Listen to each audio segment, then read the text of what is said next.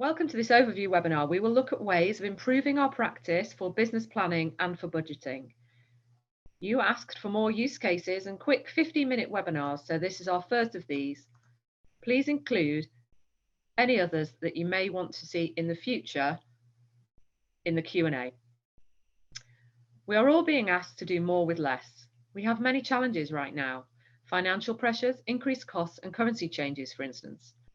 It's often a daunting task to head into a budget conversation, and we hope to make it easier today. Budgets are important for all of us. Not everyone is an Excel power user or an accountant. We may be non-financial managers, but we all have to know how to deal with and communicate our budgets confidently to get the best results for our organisations and deliver the outcomes we need.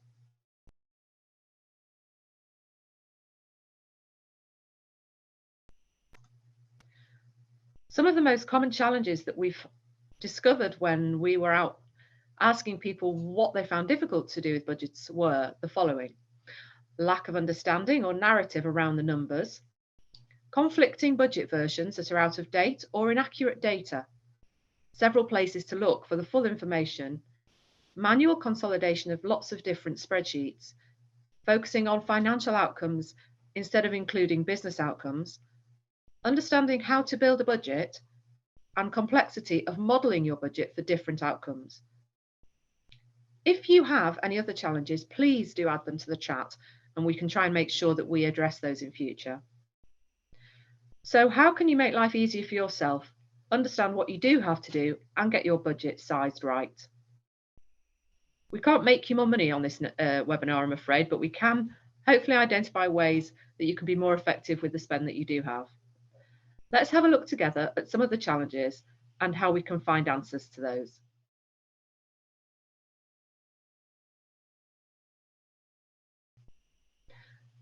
This is the way we usually see our budget data, in a spreadsheet or a table. We can see and we can sort data, we can see numbers in here, and we can see the summary, but we don't always know how things are connected. Or often, we have to find out more by going over to different people, asking the person who knows the answers for each of these elements. And this can give us lots of back and forth and take a lot of time. In a spreadsheet, we know that the numbers sum up, but it can be hard to assign money to different topics, projects, cost centres, and see impact deliverables and tie those back to our strategy, aligning everything we do to our business plan and our resources. It can be hard to find the information that you need in here. It's hard to see the events that affect our priorities, where the budget makes the most impact, and which project is the one we really need to discuss. Even with an interactive filter, taking us to look at the high-risk projects here, for instance, it can still be tricky to drill down to the information that we really need to find. Back to that lack of narrative that we talked about earlier. How do we know which are our critical projects in this list? And what do we have to deliver? We have a lot more questions than we can easily find the answers to in each spreadsheet.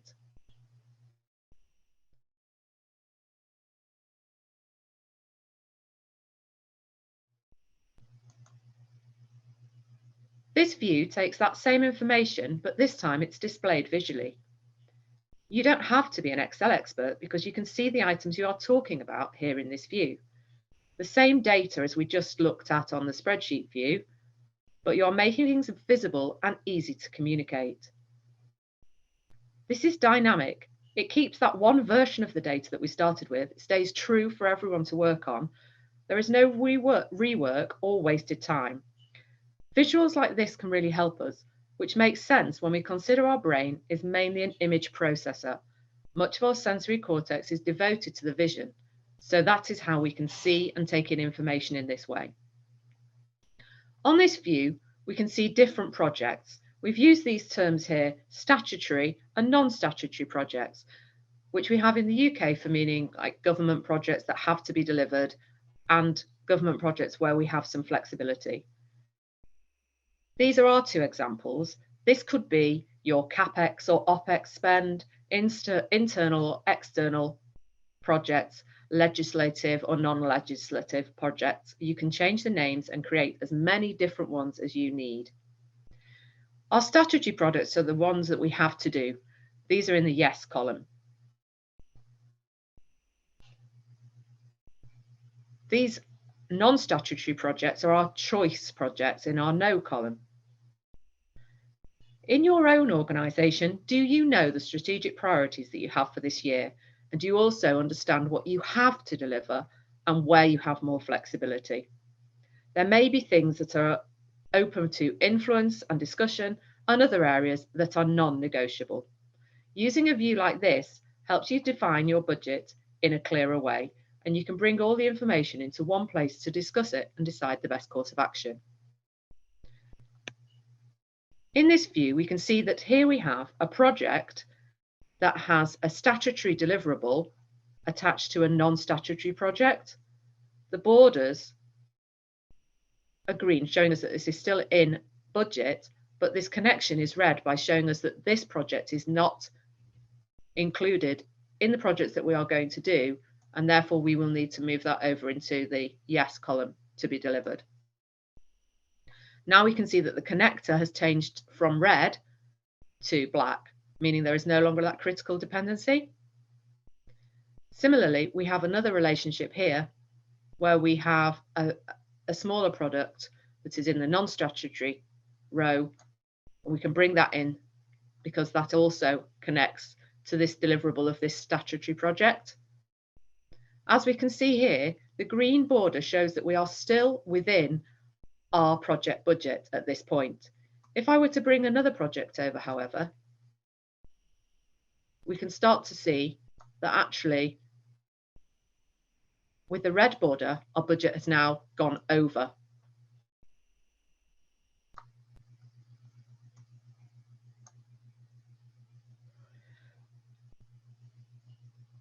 Can you see, by showing the relationships, it's important that it highlights to us where there are project dependencies and issues that imply our budget needs some attention.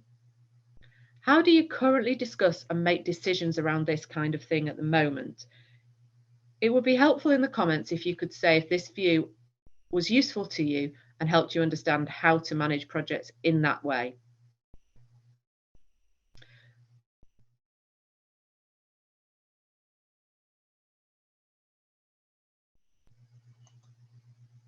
Our next view looks at the project prioritization size by return on investment.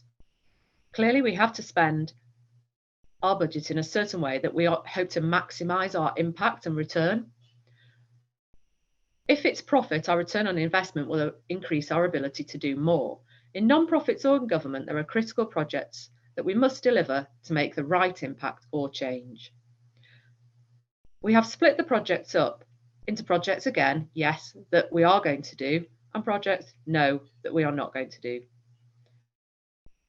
Sizing them by return on the investment can help us to identify other ones in the column, other projects in the column that we might want to do. Here we can see a project that costs 77,000 but is sized by a large return on investment. It may be that we want to bring this project across into our budget for this year and include that because it's going to give us an increased impact. The budget will now increase, the costs increase, and the profits increase. So we've got visibility here of how moving that one project in from this column to this column increases our costs for the year. We still remain in budget. Remember when you're doing your budget planning that what you say no to is just as important as what you will deliver. We really need to focus our activity onto items that move the needle for what we have to deliver this year. We must consider our business or organisation, what it wants to do in the next year, what are the outcomes it wants to achieve, and if our projects or programmes are aligned to those outcomes. Can you also see the connections here? We have no connections to projects that are not being delivered. So this allows us control over this space.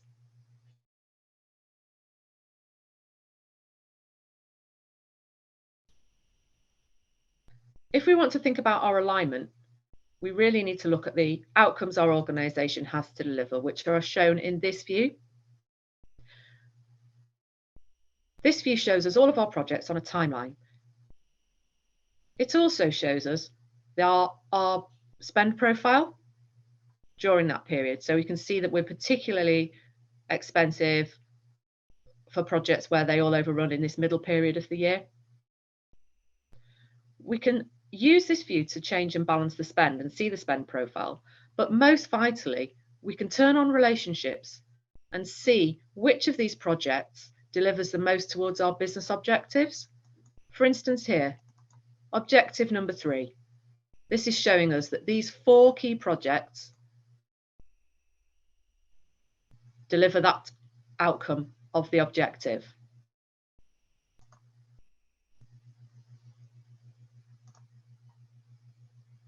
In this view, we can model what happens, as I said, when we move these items. These projects could move, they could overrun, they could start sooner, they could run for a longer period. All of these things will impact our budget and our budget plan. Seeing the connected projects here and the spend profile at the bottom means that we are aligning and tying together our financial picture here, our objectives at the top, and our business projects in the centre. Changes and overruns, for instance, if we extend here that this project is going to run for longer, will impact the profile and the spend and impact the cost of that project. We all understand that we have resources available to us, not just financial, to complete pieces of work. In this view, it is easy to model and see the change and impact if you want to do something differently. Do please let us know in the Q&A if you find this useful. Trying to balance the budget and modelling over time, finishing projects sooner, looking at the dependencies, can really help you extract the value that you need from your budget against your objectives. In this view, it also prompts us to think about the risks and the dependencies to delivering the work that we have to do in the time frame we have and the budget that we have. This leads us on to the next view.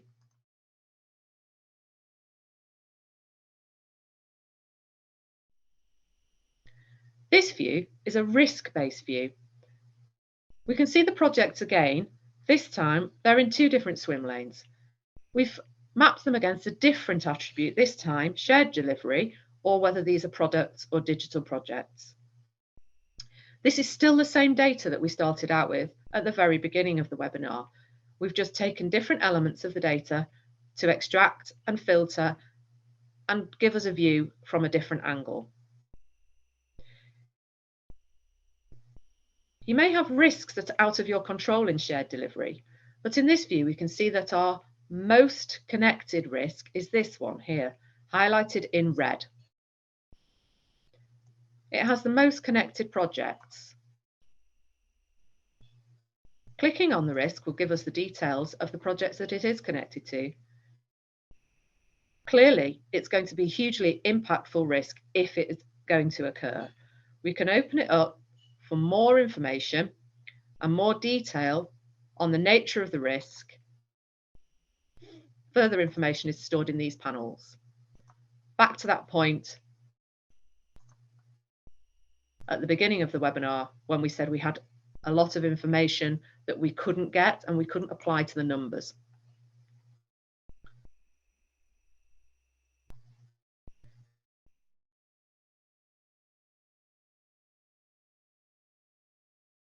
The next view that we can step into here takes us from budget planning into budget operation. And this is our project spend forecast. Of course, our budgets are not static. Maybe we have to think about them at key times of the year, but we still need to be agile and manage these constantly to deal with the changes that we all face. Our circumstances are changing all the time, and our delivery always has to happen against our key objectives. Inflation, supply chains, and other factors can make a difference to our cost at any given point. By looking at this as an operation of your budget, we're keeping it alive and dynamic. Again, this is still the information that we had at the beginning of the webinar. In this view, we can see projects that we want to deliver, how complete they are, and how much overspend we have recorded against them. I can see the top projects that are almost complete here. I can also zoom in on the critical overspend projects here. Seeing the projects and spend help us identify the items where we need to take action and to mitigate the increased costs or to manage it differently. We can also turn on the relationships at this point and see which projects are connected, because we may have ones where we have critical overspend connected to ones where we are significantly underspent. In addition, we can filter. For instance, on this, we've put some named individuals responsible for these, so we can see how Mark is managing his projects, some in the critical overspend and some in the underspend, how Rusty is handling his projects, and we can see the full view to understand if there are any particular areas where we're facing overspend or underspend and improve our performance. Again, reminding us this is the same data we started with. It hasn't been copied into a PowerPoint. It's tracked, it's dynamic, and it's giving you a lot more information.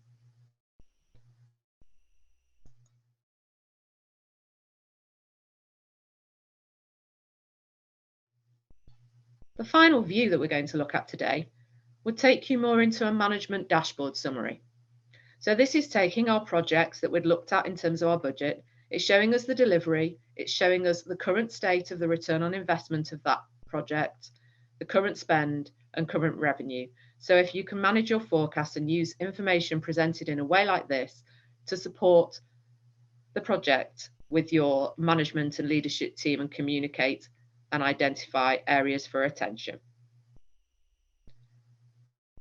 So if you're new to SharpCloud, some of the people I know on the webinar who are joining us today are new and some are existing customers. I've used the terms view for each of the views of data that we have stepped through today. And I've also used the word story. Views are a collection of information that help us to tell a story with the data and give people full visibility of the projects or the budgets that they're looking at.